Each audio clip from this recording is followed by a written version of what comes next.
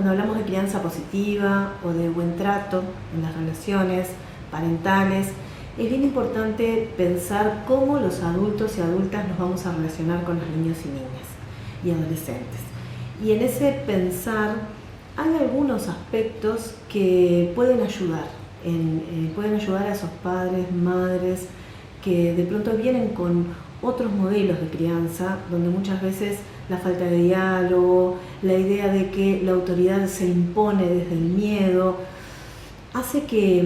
tengamos conductas que no son positivas para los niños y niñas, que no ayudan en el proceso de aprendizaje y de crecer. Entonces ese concepto de crianza positiva tiene que ver con poder transmitir a los padres y madres qué necesidades tienen los niños,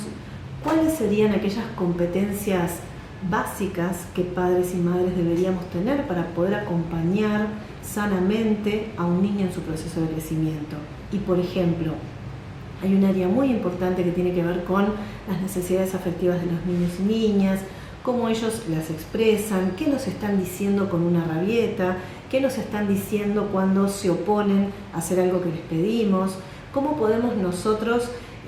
desanudar esas situaciones de conflicto que se generan en la vida cotidiana y ayudarles y acompañarles a poder salir de ese sentimiento de enojo, de ira, de frustración, a poder salir de esas rabietas, ayudarlos a hacer alguna tarea que no quieren hacer o que se resisten permanentemente a hacer, y en vez de insistir,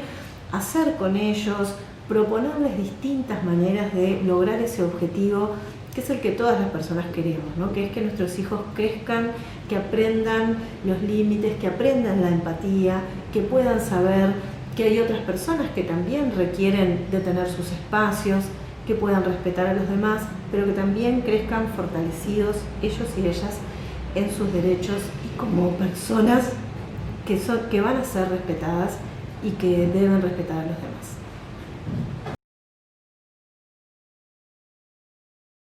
En el documento Crianzas Libres de Violencia, un poco lo que intentamos ahí es poder colocar cuál es la mirada de la crianza desde los derechos de los niños, niñas y adolescentes, qué es lo que necesita un niño para crecer, cómo es poder acompañar a un niño, niña y adolescente en su proyecto, en su tránsito, en su proyecto de crecimiento,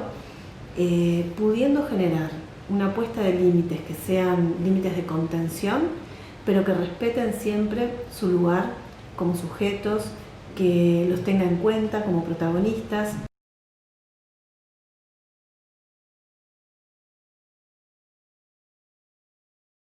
Invito especialmente a mirar estos 5 videos. Realmente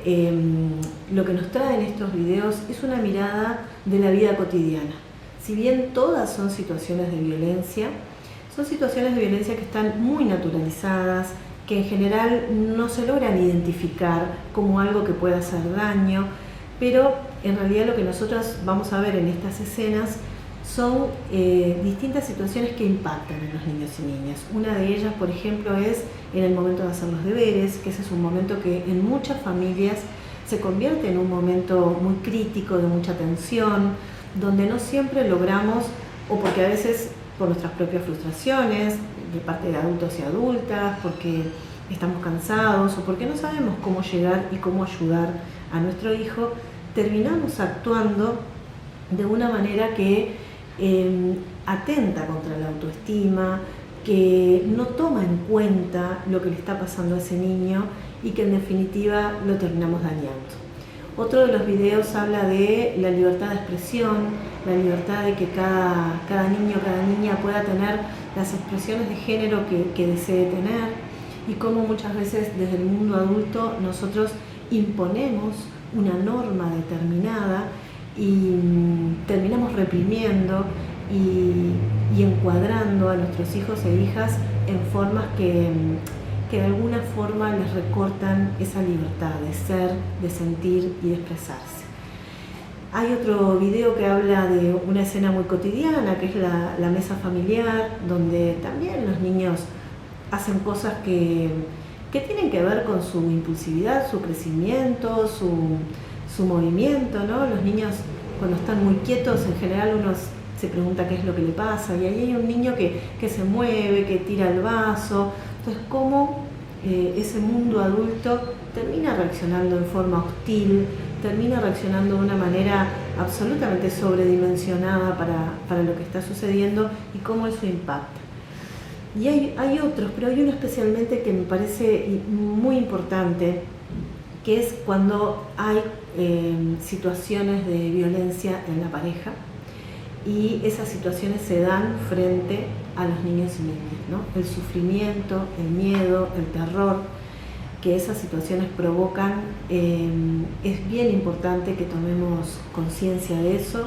no solamente para las personas que lo están viviendo, sino también para las personas que trabajan con esos niños y niñas o que tienen que brindarles protección, ¿no? Saber que vivir y crecer en un hogar donde hay violencia